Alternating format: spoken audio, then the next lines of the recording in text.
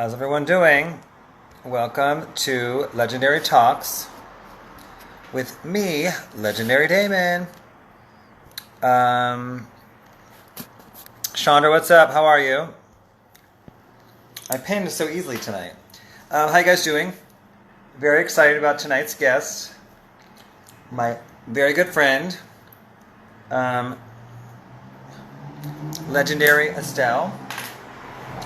Excited to chat with her about all things. Hey, Megan. Hey, Mommy from Japan. You've been so diligent in watching. Thank you. I appreciate that. Give Shin a shout out for me. I'm going to put my alarm on again because I always go over 1 hour. How's everyone doing today? How you guys feeling? I should put on for 55 minutes, we'll say. That way I know when an hour's over. I'm not wearing sequins, Megan. This is metal mesh, but thank you. This was custom made, Laurel DeWitt.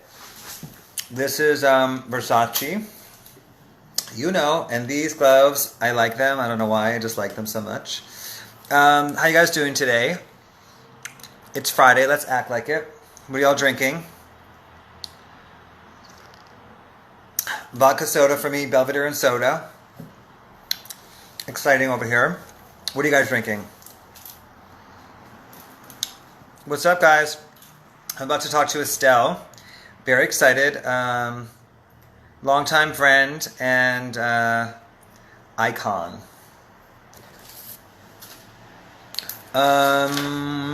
So, this is is Walter on? Walter asked me, I talked to Walter today and I said, I have Estelle on tonight, and he said, where? He said, on IG Live. I said, no, on the Oprah Winfrey Show. Yes, on my IG Live. Hey, Nellie. Hey, Erica. Very excited to talk to Estelle, who I think a lot of us are friends with. This is my I think my 54th night in a row doing Legendary Talks. Pretty impressive, eh, guys? Even once I got into the 50s, I was like, wow, that is a lot.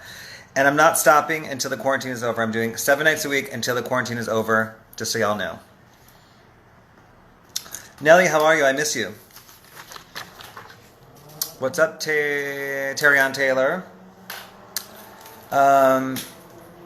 Waiting for Estelle to join us and talk about her lengthy and luxurious career and her contributions to culture. I'm into my outfit. This looks good, right? I didn't wear my favorite hat tonight. My hair needs to be cut, but who wants to cut my hair? What are you guys drinking? I haven't seen any drinking. Oh, what should our drinking word be? So every night we have a drinking word. It was Madonna 4 nights ago. Grace Jones because it was her birthday. The next one was Prince, and then last night was Khalees. So what should our drinking word be? And I'll take suggestions, but I'm going to give our guest she can choose the final one. Drinking beer. I also love beer. Great. Naomi, that's a good one. Naomi, because it's her birthday. That's actually a good one. Thank you, Justin. Any other suggestions for drinking word?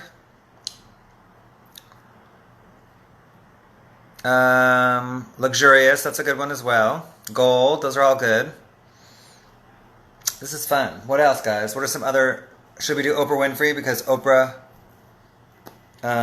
thought that I was talking about the Oprah Winfrey Show. Hey, Tayo. I think Tayo's suggesting that we say the drinking word be Tayo, which is also very Tayo. How are you, boo? Smooth, I don't think that's a drinking word suggestion. I think that's a reference to... I don't know. What's up, Tayo? How are you? How's Steph? Oh, Tayo's getting mad love. All right, so drinking word suggestions are gold, luxurious, and Naomi so far. Any other? I think Erica's suggesting legendary as the drinking word. Like I said, I'm going to give Estelle the final say, but that's fun. Let me see if... Okay. So tomorrow we have Timac from the movie The Last Dragon, which is one of my all-time favorite movies of my entire life. Probably in the top 3 movies of my entire life. So I don't know if everyone has seen it, but it is amazing. And I've seen it maybe over 100 times. Especially when I was a little kid. I watched it I feel like I watched it every Saturday from age 8 to like 12 or something. Anybody have any questions for me while we're waiting? Chandra said we should say for the culture. Yeah, I know, but it's hard to bring up that in conversation, I guess. What we're doing is for the culture, obviously. Tayo, what's up? Yeah, anybody have any questions for me? Or let me know what else you're drinking. So far, I have a beer and a tea. Nellie's drinking tea, and Terrion's drinking beer. I'm drinking Belvedere and soda. Yummy. It's Friday. Let's act like it, y'all. I say, oh yeah, maybe you're right. Okay. Estelle will be the final decision, Chandra, so I will throw it in the mix. Estelle is joining now. Hi, boo. How are you?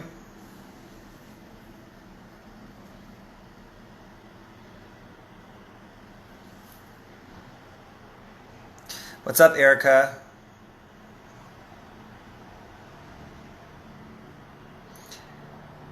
Waiting for Estelle.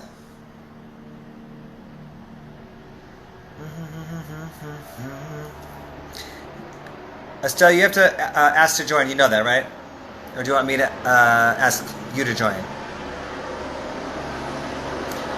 It's a helicopter. Oh, she got it. Okay. Good. So...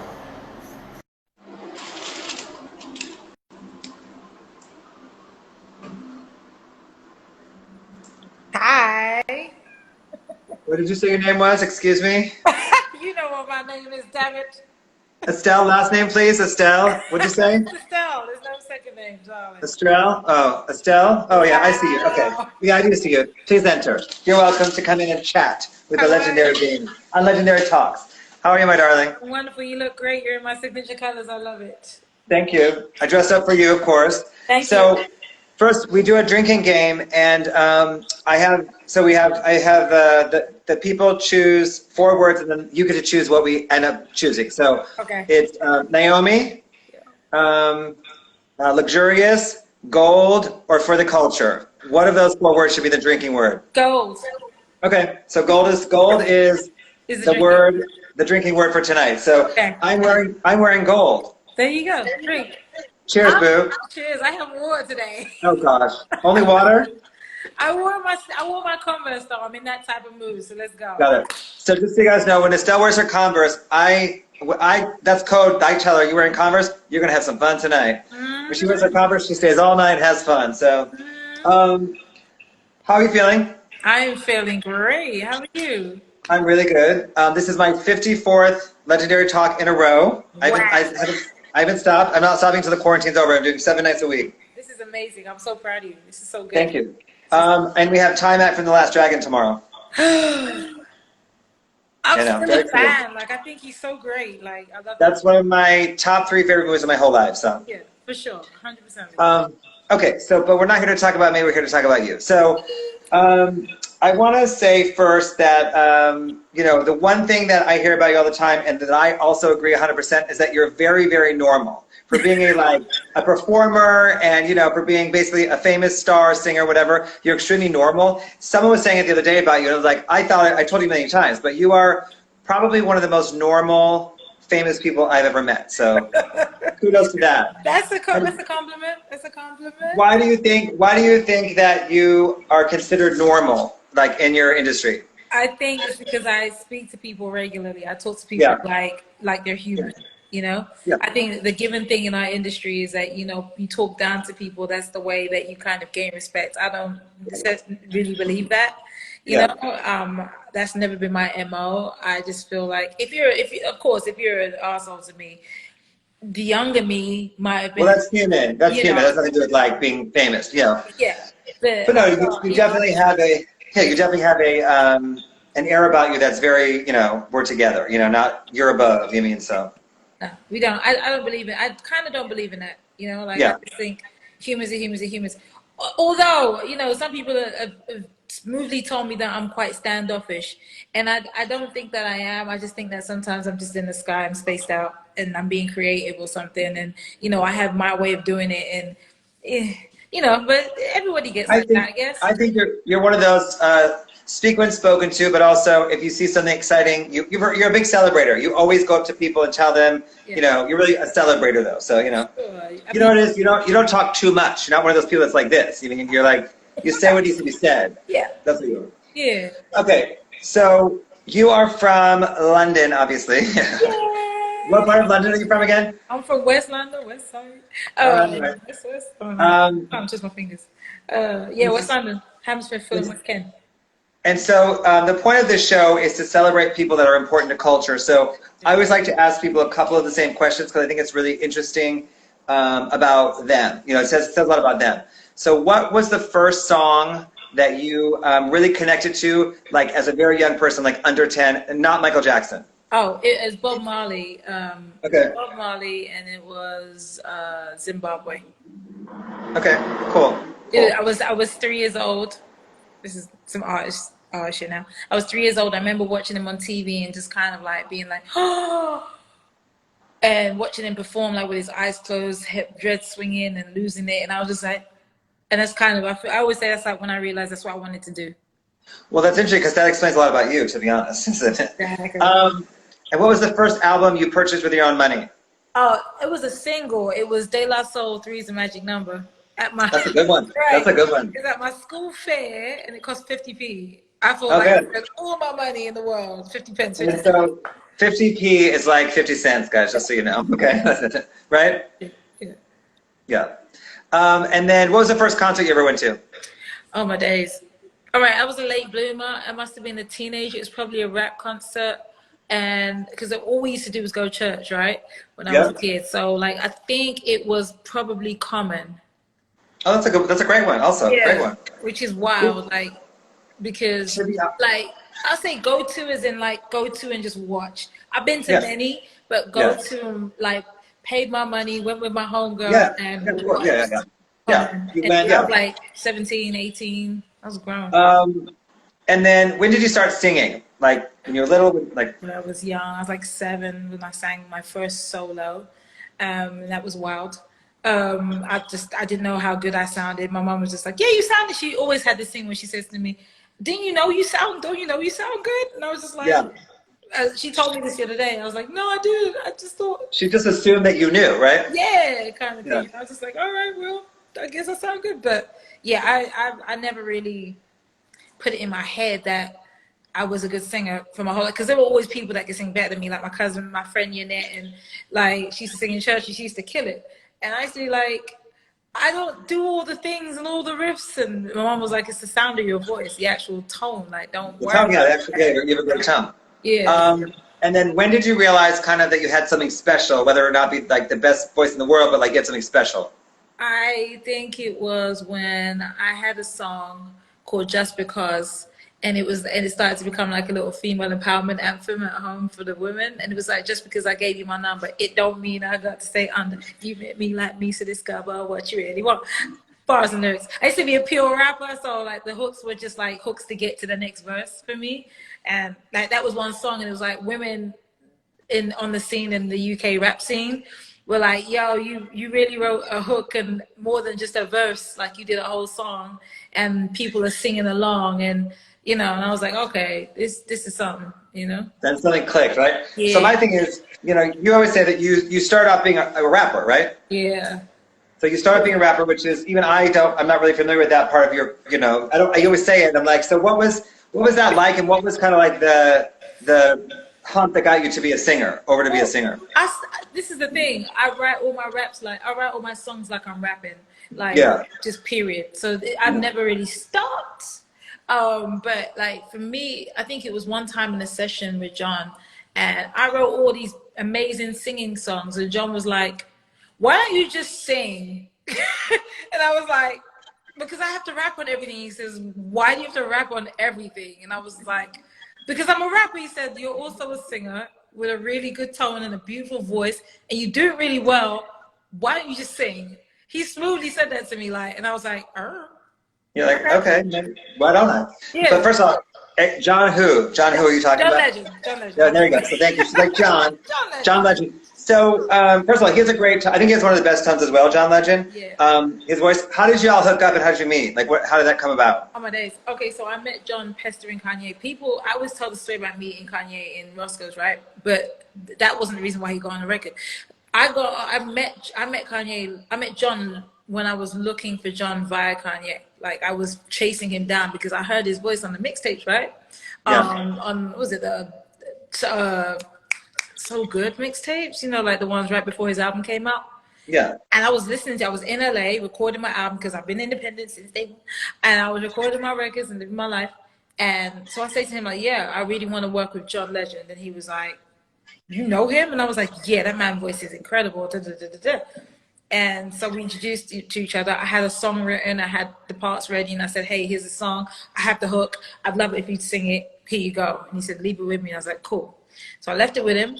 And then he come back and he was like, I talked to Ye, and he said, yeah, live your best life. And I was like, cool. So he sang it for me verbatim.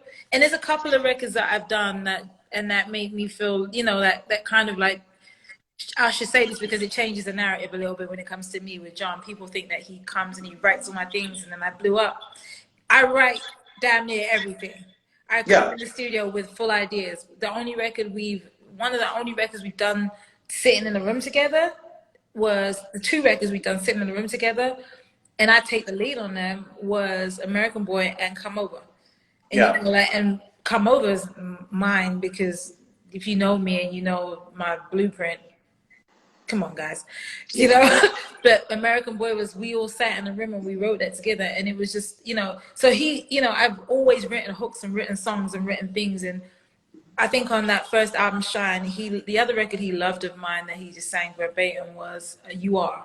He was like, I don't want to change nothing, and he just sang it. So, you know, it's always been a very collaborative affair with me and him. It's like he knew that I was going to do what I was going to do, and he was like, I just want to be along to help. Yeah, no, he seemed like he really supportive, kind of like older brother vibe. Okay, so, and then are you signed to him, or were you signed to him, or So I was signed to Kanye. I was signed to John Legend, not Kanye, because people think I was signed to Kanye. I was signed to John Legend from Homeschool Records, and he started the label because we were going to work on my second album in the UK together. And the label at the time, after John won like 5 Grammys, his album was gold. It was ridiculous. Yeah. I say to them, John Legend wants to exec produce my second album, which goes on to be Shine. And they were like, who's that? Verbatim. They said, who's that? I've been on tour with this man for about 4 different tours across the UK. Yeah. He would only take me. Everybody was pissed. And the label say to me, who's that? I said, let me go. Let me go. So I go to him and I say to him, like, yo, so this album you're supposed to be working on with me? Yeah. I just asked to be let go from the label. And he was like, I'll sign you. Come on. Well, it's interesting because everybody that I have on the show that's a singer has the exact same label or stories. They all do. It's like someone should just write a book and everyone should like read it. Like, read the page. So you lived in London at the time, and then you moved to America. When did you move to America? 2007. And then what year did American Boy come out? 2008? 2008, yeah. Yeah, okay. So what's the first club you went to in New York? Oh, well, hold on. I've been going to New York for such a long time. The most memorable first club I went to was Spy Bar. Oh, good. Amazing. Like so 98, 99. I was too young. The owner of Spy Bar is going to be on the show in about a week. Nurkan. Yep. Yeah. So, but we snuck our way in. It was wild. It was tight. But look, the one that I remember, and I was so sad. I mean, I remember seeing you at, and then after meeting you, saw you there again. It was at Lowe's. Yeah, you tell me that. I remember seeing Damon. I would go Lowe's all the time. I remember just seeing this guy walking. I would always go upstairs, right? Because I was too short. And I was like, nah, I ain't. And I would just go upstairs and look down on the people. And I would always just see Damon floating through with something amazing, something wild on. And me and my own girl would be like, yo, who is this? This guy is the truth. Like, oh my goodness, like so high. People always say, how did I get the spotlight to follow me around the room? I'm like, there was no spotlight. I was just walking. It was an angel light. Like, this is Damon. And then, so, you know, like, let's talk about Spy Bar or Lotus or whatever. When did you kind of say, like, because New York, I think, has the best nightlife in the world, but when you walk in, you're like, oh my gosh, this is real. These people are serious. This is a real thing. Oh yeah, it's a vibe. New York nightlife. Don't go there and play. Don't go there for like go and have fun, but it's real. Like it's a movie consistently. Yeah. Like I remember going and we would get in because after a couple trips, it was like we knew people that would get us in, and then it was like you knew the bouncer, and then it was like you knew the door, and then I met you like a couple of times. You were like, "Come on," and didn't know me or nothing. You just you know, didn't know the crew or who I was with. Just like, "Come on!" And then as I'm recording and I'm out there recording, I hadn't met you yet. I'd roll up with Swizz and them, and I'd roll up with whoever I was working with, and it was a different energy each time. But the vibes, man. I remember when Swizz came to Lotus and played "It's Me, Bitches." Yeah, I remember vividly. I remember that night exactly. We rolled up with it, but I was just like, "This is wild!" Like, well, he was testing it out. He played it for the first time at Lotus. I remember it was amazing. He was working on my record on Shine. He was mixing Shine, so it was a wild time. Swizz was? Yeah, he had a record on my first album called Shine. So got it. So. Henry was doing the door. Hi, Henry. He's on right now. He's on right now. FYI, I was probably one of the British people that was out here twanging the shy, talking about like, hey, I don't have my passport. I'm not from here. We don't really care. Because it's true. But we were so determined to get in, and we got in. So thank you. Okay, so I think we met after American Boy came out. Right after, I think, right? Yeah, so do you want to explain how we met, or do you want me to, or both give our version? So you say your version, because this. Okay, so I remember it was a Vibe, I think 10-year or 15-year anniversary party. And were you performing at the party? I think I just went to it. Okay, so it was a Vibe. Did I perform at it? I think you did. I don't remember. I did something. I gave something. I wouldn't say. That is part you're like, I don't remember. But so your song had just come out. I knew it. I loved it. And you had that cute little mushroom hairdo, and you had a cute little futuristic outfit on.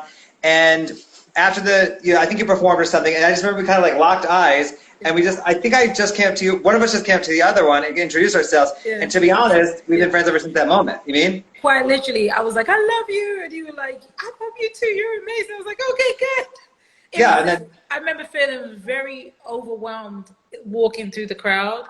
And like I spotted Damon, and we hit a moment like this, and then you came towards me, and I was like, it's almost like somebody I know. Like I just deflated a bit. Because it was a lot going on for me in that year. Like you have to be here for 2 hours and go over there for another hour. And I was just like, I was so it was just lovely to see somebody that I knew from a space that I actually enjoyed being at, you know? Yeah. So like, that was fun. I didn't know that part of the story actually. But my thing is that, you know, we just kind of clicked, and then I think we exchanged phone numbers, and we kind of, then it was like we're hanging out all the time after that, and we've been like that ever since. To be honest, you mean? Pretty much. That's it. But I remember goals. Drink. Oh, sorry, goals. Goals. Oh, I'll drink some. Because it was like, can you say gold, please? Gold. I know, right? Gold like 6 times, guys. Come on. So then, you know, I remember that time too. Kind of, that was a really intense time for you working in general. I remember you worked like kind of these crazy things. But also, I want to talk about American Boy for a second. The brilliance of that song is that, you know, I've told you many times, that song will be in culture forever. That song, as a human culture, we all love that song. And what I love about you is, I have lots of friends that have those kind of songs that are kind of like, you know, never going away, and they're kind of like roll their eyes or annoyed at them. You just kind of say, that's great. You know, it's a great song. And we have been to, you know, CVS or the Met Ball, and they play it. Every room you walk in, they play it, and rather than roll your eyes, you just kind of like, you enjoy it. You know, you're really interesting that way. Where a lot of my, you know, other friends I know, they're just like, oh, they're playing my song. Where you're like, you know, cool. You know, I can't front. I went for a period of being like, but and then the reality is, no, I had to shut it down because I was like, you know, that's like I prayed for records like this. I remember being in a position where I couldn't find it. I didn't know what was going on. I said, God, I need that lifestyle. I need something that's gonna grow with people for all time. Please, like I prayed, like, and so when it came, so like when I started to get annoyed with it, I was like, let me not be ungrateful in these streets. Calm down. But good for you for checking yourself, because I think that, you know, But like I said, I've been there a million times. They literally play it where we go anywhere. We're walking like, we go to the freaking, like In-N-Out Burger, they play it. It doesn't matter at my point. So, which is good. But like I said, it's one of those songs that will be in our culture forever. So, I think that's to be celebrated is my point. And then I have another question for you. When it was kind of being made or when it first came out, did you realize that it was going to be such a cultural phenomenon? I knew people were going to like it because the initial we all danced so hard in the studio. And we were all having a good old time. Like, yo, this is a bump. This is a vibe. Like the beat, right? Yeah. And when we took it out of the studio, they were like, well, first, will.i.am, and he can never say nothing to this. will.i.am was like, I don't know if this is the hit, though. And I was like, oh, go away. Because listen, if this don't blow up here, I'm taking this to Ibiza, and I'm going to go live my best life and fist pump in Ibiza for the gods. I promise you this is a hit. So, it just kept going like that. It's just like, yo. So, but then everybody that heard it had that same reaction, like, ooh. Yeah. And I was just like. I remember when I first heard it. The first time I heard it, I remember. It just feels good, And the video was like perfect for the song, to be honest. The video was perfection. I would dream up videos. The video made me happy. Like every single one of my videos, I've consistently like dreamt up and told the directors, hey, I want to do this. Hey, I want to do that. And that video, I think he hit it on the core. I wanted it to look and feel like a fashion shoot. That was great. It was really good. A cool black and white fashion shoot, art on the wall. And it was just nothing that, I don't think Atlantic or anybody expected it to look like that. They thought it was going to look like one of those rave videos, right? Yep. Or something that looked like, like la-da-dee, la-da-da. And I was like, no, we're redefining this shit. I don't represent that. I represent cool. I represent cool, chic, fashion, beauty, and, black girl magic. So that's what we went out there doing. Hi, everybody. Everybody's like saying hi. I don't want to be rude. Hi, everyone. All the friends. Another thing I would say about you, which I say you're always dressed appropriate no matter what the occasion is. If it's like a gala, you look great. If it's like, for drinks, casual drinks, you look great. You always look appropriate for whatever it is. I'm always overdressed and I don't care. It's just how I am and I don't care. You inspire me though, Damon. It's who I am. I aim to. But you are always so appropriately dressed for whatever the occasion is. If it's like, going to work out, you look so cute working out. If you're going to like, the ABFF awards, you always look so appropriately dressed. So wait, getting back to American Boy. So it won, how many Grammys did it win? It got nominated for 2 and it won 1. And then won every other award after that. Like, what was the Grammy? What was the category? It was best collaboration, rap song collaboration. And then it was best song of the year. So but I remember that was I remember you performed on the Grammys. I remember watching it. And be like, yay, I remember it winning. Yeah. What was that like for you that night? Just honestly, give us a little minute. Like, sure, it was nerve-wracking. Everything was going wrong behind the scenes. My shoes didn't fit. Like, I wasn't sure where Kanye was right before it. It was a lot going on because I think we had to present something and I had to go run change. And I had this big dress on, right? From the carpet. It was just, and then my shoes didn't fit, and it's like I can't move, and I'm supposed like we got this 3-foot space to move on, and you guys want me to do this, and I got to wear the shoes I wore on the carpet. And I didn't want to wear the shoes but I had to like suck it up, go out there and perform for the blood. Take your time. And one of my friends, Hassan, works for John Legend. He was like, "You took your time, baby. You took your time." That's what I remember him saying. "You took your time, baby. You did good." I was like, oh. I was so happy. No, I remember that moment, vividly watching it on TV and literally cheering you on when you guys won. We're performing and won. I remember. So. For sure. Yeah, and then because I looked today, like all the awards, and that song did win like every award after that possible, right?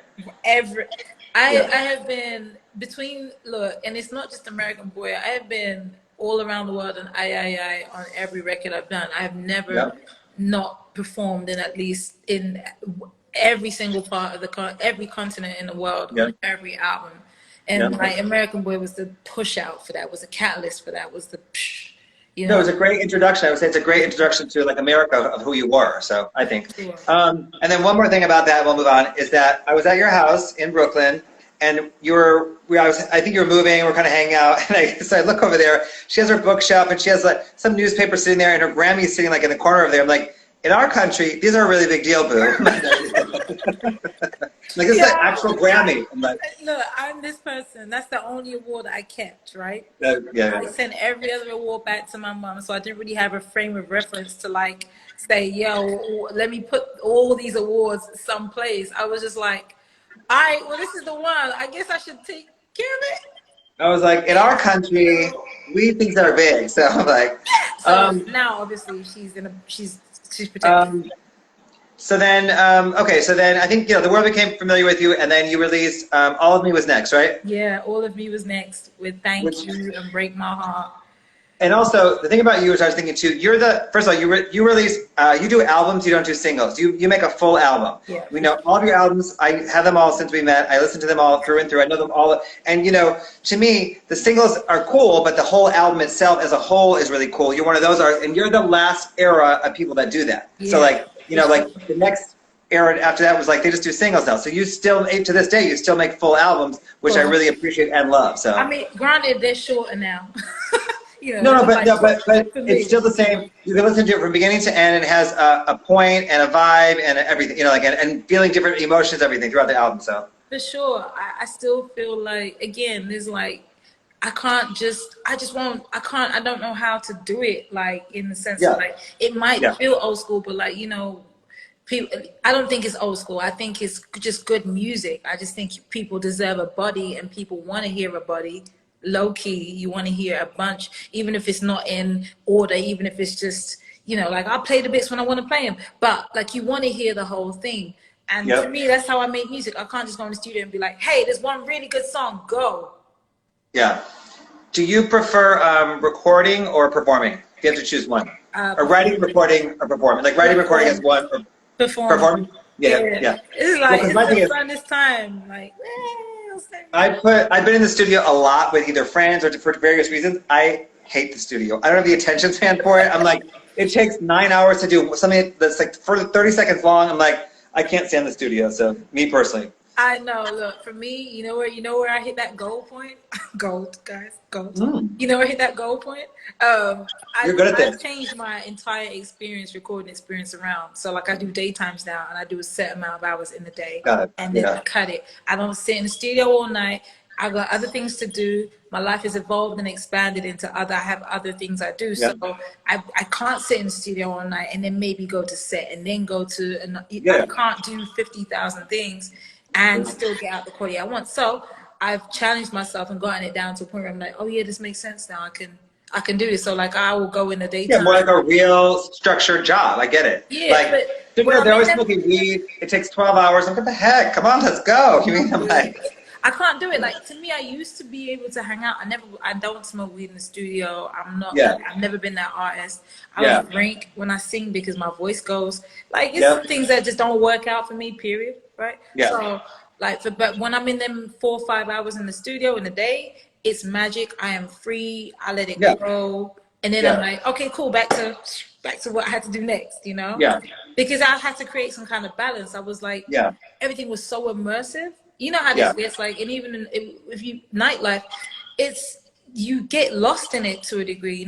You can get lost. And well, no, you have to know. You have to be yourself. You have to have first of all, you have to have a life outside of that kind of stuff. You have to have like a human, normal existence outside of like what you do. You mean, so what do you write about? What do you bring to the table, Damon? Look, if you weren't Damon before. If you weren't living and knowing and be feeling good and knowing fashion and knowing the culture before, you couldn't bring Damon to what you do. You couldn't bring Damon to us. You know what I mean? Yeah, so, you don't really add a lot if you don't have that. Like, so to whatever you're doing. So exactly. So yeah, I've been this out now. It's a good time. What is like one of your favorite songs to perform, or a couple of your favorite songs to perform, like still? Like that you love to perform. Always Come Over. Come Over is always fun because I get to wine on people. I get to wine on boys on stage, and it's a good time. American Boy is never going to get old to perform. I performed it at least 7 different ways, and I still perform it now. It's fun. And then there's another record, Something Good, off of True Romance, that like is a house record that I flip. And like I flipped it with Crystal Waters, La La Dee. Yeah. And that's another record that never gets old. Like I'll be out here like, I got something good, babe. Like another one. at the Oma Beauty launch, you were performing, and I was outside doing the red carpet. And I walked in, and you were performing. And I looked, and it was you had pulled all my friends on stage. It was Sean Ross, Damon Estelle. I think I looked, and there was like 7 people. They're all I'm like, it's literally my actual crew, you know. So yeah, we're just missing you. We were just up there having a good time. Like, also, something else interesting, which I was thinking about you today, is that you performed at my birthday party when I came in on the horse. I remember. Yep. And I didn't tell you. I didn't tell you. Guys, let me tell you what happened. This one good time. So Damon asked me to perform at his birthday. And he's like, it's Studio 54. And I said, oh, I'm coming. Can I come in on a horse?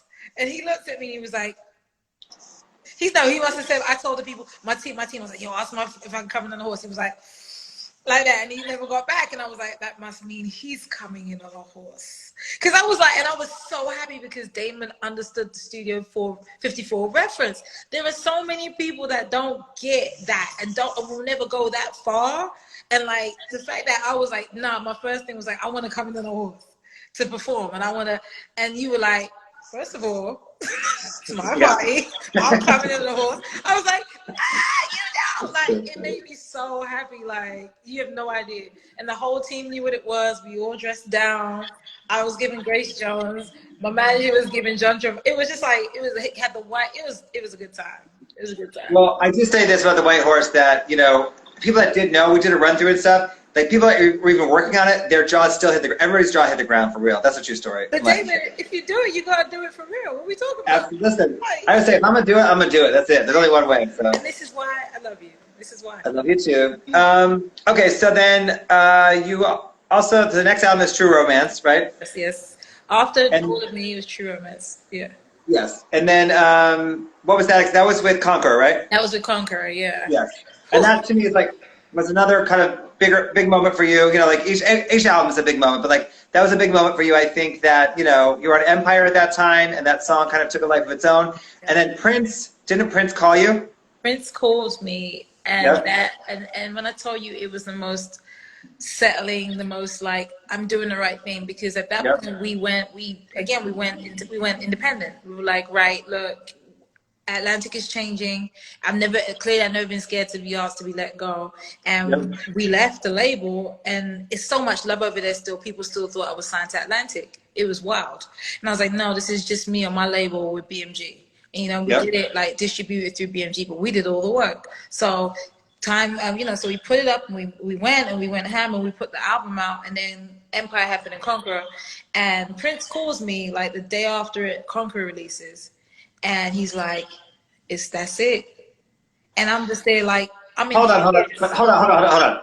Prince calls you. What do you like? How did he get your number? You're like, Prince called. He called me by the homie, and the homie patched me in because like Prince don't have a phone, right? That's what I'm saying. First, he doesn't have a phone. He emailed. He never had a phone. But like, how did he even get to you? And do you know who was calling? Like, come on. He called me by our friend Yvonne, and then she called me, and I was like. But let me tell you, so I sat there on my floor, and I was having, the record goes out and it's moving and it's doing great.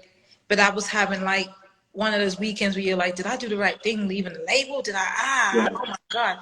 Now I flash back in my brain because like 2005, 6, 2006, 7, I had come over back and forth. I had met Prince, and we sat in the back room with one of his lawyers, who was my lawyer at the time. And it was like one of these predestined moments. I'm tipsy, trying to hold myself up because I heard he doesn't drink. And the lawyer's like, come on, he wants to chat to you real quick. And all he does is look at me dead in the face, and he's saying to me, own your masters, own your thing. You have it in you to do it. And he's giving me the rundown. Cut to, here I am, owning my masters, running my thing, doing my thing. And he calls me, and he was like, that's it.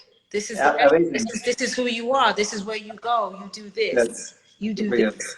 And I was just like, okay, I'm doing the right thing. It was such a moment. And then I sang with him in Baltimore, which I remember. I sang Purple Rain with Prince in Baltimore at the concert, and there is no footage. Only people who were there could see it, and probably I remember when all that was happening. I remember all that. You mean? Because I think Conqueror was such a it's an anthem. First of all, I love that song. Well, the thing is too, I was again thinking about you today, and you have a very great body of work. You're not like a single artist. You have such a long and lengthy body of work of like kind of beautiful songs that are about something, that are, like I said, all of your whole albums are good, the whole album. It's not like, 4 songs are good on this one. As a whole, your entire body of work is really exceptional. So I want you to feel that. So. Thank you, I appreciate that. Look, I really, and this is it. I go out of my way to not just throw records out so that I can live a bit, so I have something to say to people, so that it doesn't, so I don't have to do records every 2 minutes. I used to look at like Erica and Jill and them and wonder why it took them so long, and I get it now. And I read a thing where Erica was like, yeah, I do my albums the way I do them so I can have kids and have a life.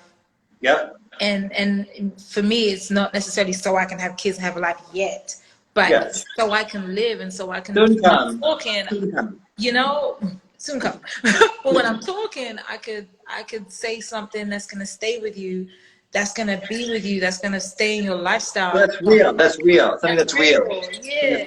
Intangible. I grew up on the stuff that D-Nice was playing, and that we all gravitated to, and this whole thing went crazy. So. So Swiss said it best. Swiss B said it best. He said, isn't it so interesting? As soon as the quarantine happened and all this happened, it went right back to the DJ where it should have been the whole time. To music and the DJ. Come on. It doesn't get better than that. Come on. Shout out to the DJs, man. You guys have saved our lives. You know what's interesting too, Gal? With this whole quarantine, I realized how important my personal DJ relationships are. At first, I was like, they're so important to me. I didn't realize it, I don't think, till this. They're important. I love, all my friends are DJs. I have a lot of DJ friends in general. And I always I'm definitely the person that's gonna walk around and just be like, yo, sorry. I just heard ice going down. I'm sorry, ice in my fridge. I was like, what is it?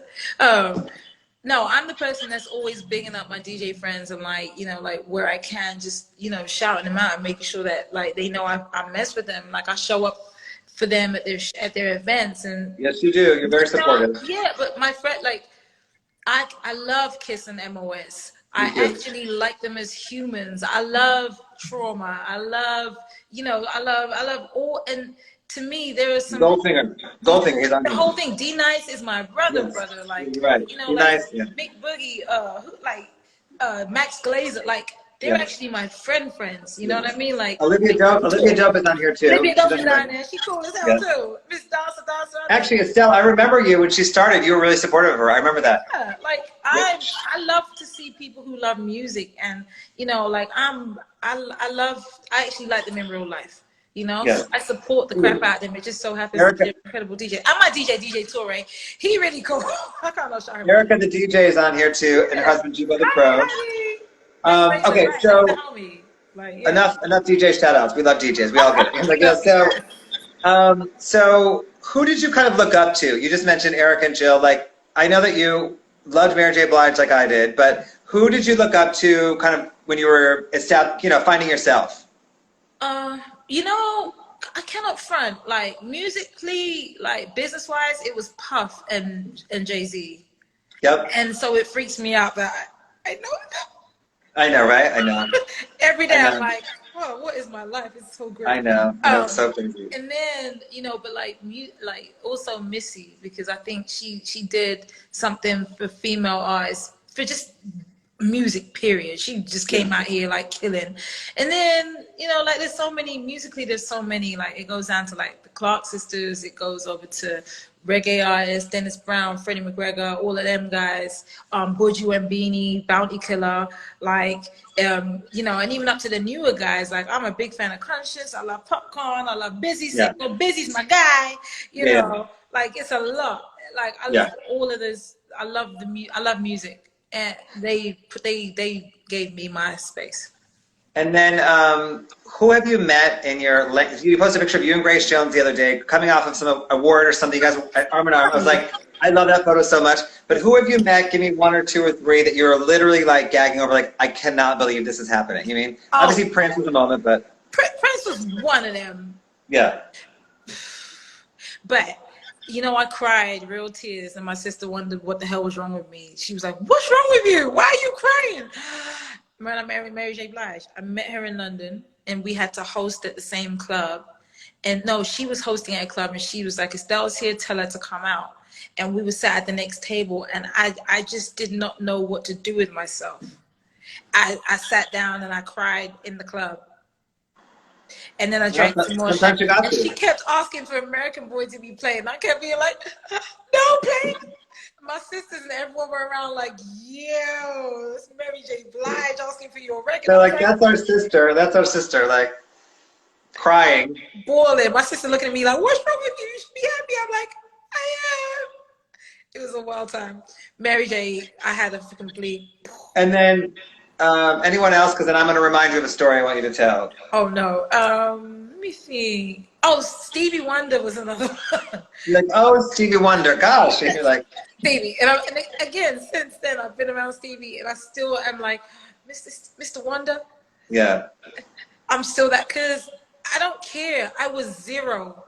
I was 0 years old, and you were making records that had yet to even impact me. And and then I get to sing with him. And again, like, what is my life? You know? No, sometimes I have moments like that too, and I'm like, I cannot believe this is really happening. Or that I do know these people that I was like, you know, Prince, for instance, I worked with for about 2 years, and I was like, I loved Prince since I was 6 years old, you know, things like that. These moments we have, and, you know, I think both you and I, fortunately, don't take them for granted. You know, we really appreciate them. Some people can take them for granted. Sure. You told me a really interesting story about Chubby Checker. Oh, wow, yes. You have a great story about him. I do. I remember going on, So You Think You Can Dance? Yep. And they asked me to perform on it, and I was like, yeah, it's a fun show, cool. What do they want to do? And then they were like, going to perform with Chubby Checker, the twist. Yeah. I was like, the Chubby Checker, like, and the Fat Boys? And Chubby Checker taught me how to do the huckabuck, which is essentially thrusting your hips forward, like boom, boom, right? But he picked me up, he swung me around. There is video evidence of this if you go on the YouTubes. But I had to learn choreography, I had to come down the stairs and do all the things. And he kept making me sing, come on, baby. He made me sing it like it. It was a wild time. But in my whole soul, I was just like, it was a moment. So I remember this is the part I think I told you where he was like, yeah. I keep having these moments with these iconic, like these incredible icons, right? Yep. We're standing there and we're doing the check. And I'm 31 or 32 or something, 32 I think I was. And he was like, so this was like yesterday. And he says to me, he's standing and he goes to me, he's just talking and he starts talking. He goes to me, you know, you gotta make sure you take care of yourself.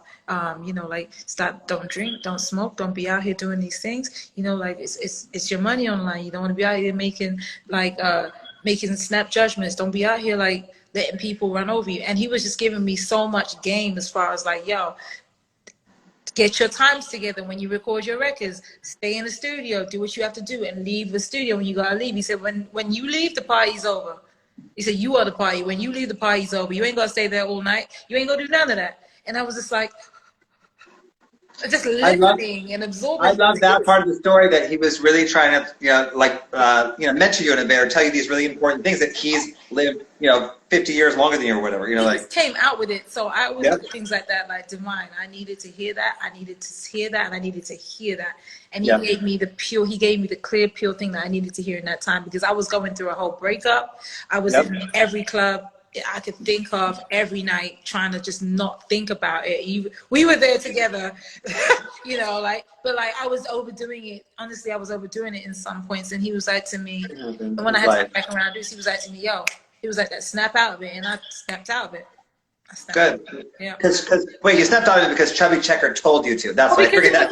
No, it was because it was a very clear message. It could have been anything, but I was there standing in the middle of this set, about to do this dance, and this whole icon who arguably has been going since the 60s and the 50s. Yeah.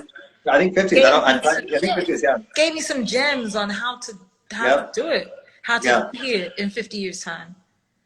And I was like, I'm going to listen. Yeah, exactly. You're like, come again?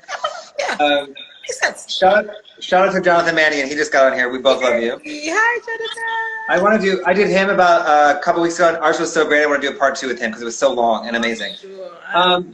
Another thing that I think is really important that people know about you, or maybe they do or don't. You are probably, if not the most, one of the most.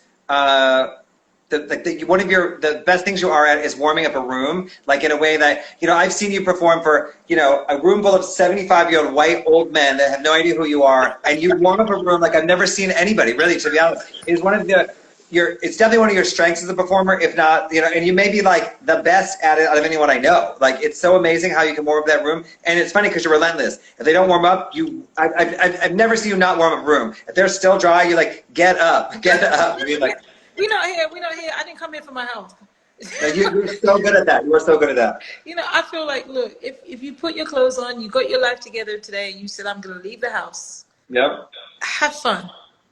Yep. I don't know, man. Smile. Get up, dance, do something. If there's music around you, I don't care if you don't like the music. If you didn't anticipate this rock music happening, stand up and mosh pit and do the woe to it. I don't care. Just have fun. Do your thing, Well, it's kind of explains who you are as a person, to be honest. I've seen you in so many situations. You're one of those people that goes out to have fun. People go out. A lot of people go out to escape themselves or escape their problems or, get drunk, whatever. You go out to have fun. You're one of those people. And I know it because of what I do for a living, but I know who's there to have fun and who's there to kind of get out of their brain. So yes. You're a good people reader. You're great. Yes, I am. So I want to ask you one more thing before we wrap it up. I don't see if anyone has any questions. What the heck is Garnet? Everyone tells me this. Everybody tells me. Everyone goes. First of all, everyone goes to me like, oh my gosh, Estelle? I'm like, yeah, Estelle, American Boy. They're like, no, Garnet. I'm like, what the heck is Garnet? So Garnet is a character I played on a show called Steven Universe that just finished in, I think, at the beginning of quarantine. It did its last episode. Steven Universe is a very inclusive, LGBT, ally-friendly animation. And I play Garnet, and she's essentially a fusion of she's a lesbian, right? And she's a fusion of a Leslie. Pearl. I'm a Leslie. Pearl and a hold on. Pearl, no, a Pearl. Oh my goodness, they will cuss me out. She's a fusion of a ruby and a sapphire, a red and a blue gem, a crystal gem. Essentially, the gems they come from out of the planet. They come from Homeworld, which is another planet, and they come to Earth, and they're the protectors of a character called Steven, who is half gem, half human. And it's just, it makes me very happy. I got the role right after doing the Chubby Checker show to make it. First of all, I have no idea what you just said, but it sounds fabulous. I'm like, I don't get it, but it sounds fabulous. And honestly, for the last 5 years or something, I don't know how long you've been doing it, like 5 years? It's been going for 7 years. Yeah, but people are like, oh, Estelle, like, yeah. They're like, Garnet. I'm like, what the frick is Garnet? You mean? Like, yeah, it's a beautiful show, and it's very, like, and adults watch it too. So, like, if you're on here and you feel like you want to go Google that, you're more than what. Please watch it. I may just because I want to know what it is now. Shout out to Tehran. Shout out Tehran Beal. Goldfinger asks, are you writing for anybody else? I'm not writing for anyone. I've written a lot for myself. I always have, like, not leftover, but I have, like, out records that I just send to people. So yeah. Listen, let's say ones that I write for you, not leftover. Ones that I write for you. It's subjective. I feel like writing is subjective, like music and songs are subjective too. The generic ones that are written for everybody else, that you kind of have to go and, like, I don't really do that. I feel like I need to sit down in the studio with people, and a lot of artists don't really care to, like, really put themselves out there like that much anymore. They just want whatever the sound and the hit is today. So it's not so much for other people, but in other ways, yes. TV, film, developing, all of that stuff, for sure. You're gonna see a lot of stuff. Brazil wants you to give them a shout out. Brazil loves you. They said give us a shout out. Love and you. Then, I can't obrigado. So everyone's saying, where can they see Garnet? Elizabeth Barrett asked, where can she see Garnet? Someone said the Cartoon Network, and then someone said it's on Hulu, because everyone cares about Garnet, apparently, okay? Okay, next question. Jonty's on here. What's up, Jonty? We love you. Hey. Remember, actually, Estelle, we have a great story. Remember when you performed at the gay club uptown in Harlem? Yes. Listen, that was back in the day. Listen. Yo. And Estelle was like, Jonty, I think it was there. Yeah, he's on here right now. So you were like, will you come with me, basically? I'm like, okay. So I worked at a different club. I know. Somebody told me it's a gay car, but I don't know. So what you caught when you yo? That was so.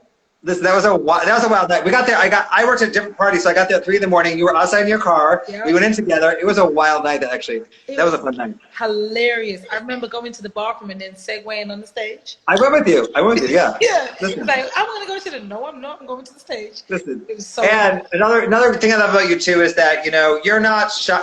First of all, you're great in the mic. You always grab the mic at my party and just start talking, whatever, you're great on the mic, but you're not, some people I know don't like to perform, some people, and nightclub settings, you grab the mic, you perform, you're fun, you're just a really fun person. When I'm having a vibe and I'm around people I love and people that I know will appreciate it, I'm with it. When it feels forced or it feels like, oh, she's here, so you should, I'm probably You're like the in the fish pool kind of vibe. I get it. Yeah. Wait, so we have 3 more minutes, I think. Anybody have any questions? Because it just hangs up. I hate when it hangs up after 1 hour. Right, anybody have any questions for Estelle before we wrap it up? Anything else you want to? The Garnet. Anything else?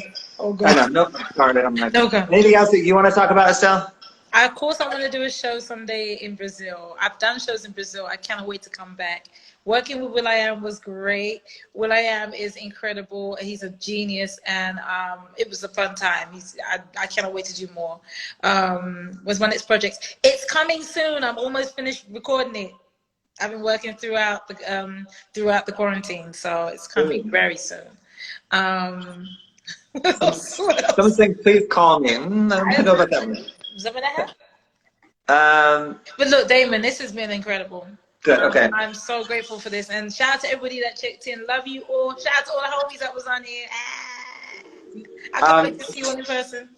So Estelle, I just want to say before we wrap it up that, I've asked people to do this, the 54th person, and we've talked many times on the quarantine. I just kept saying we'll put it out, we'll do it later. But I have asked many people that I think are really important to culture, very important to culture, and I think you're one of them. I want you to know that you have creatively contributed to culture for over a decade, 10, 15 years, and what you've done is noticed, it's important, it is inspiring, and you have a great legacy that you've done for yourself right now, and I wish you that it grows and flourishes and continues for many, many, many years. Exactly what you've been doing, you get to do for the next 20, 30 years. So I'm reflecting. Thank you, Damon. And the same right back to you because you see it, Yep. I love you. I love you too. Thank you so much. Have a good night. Bye. Love you. Bye.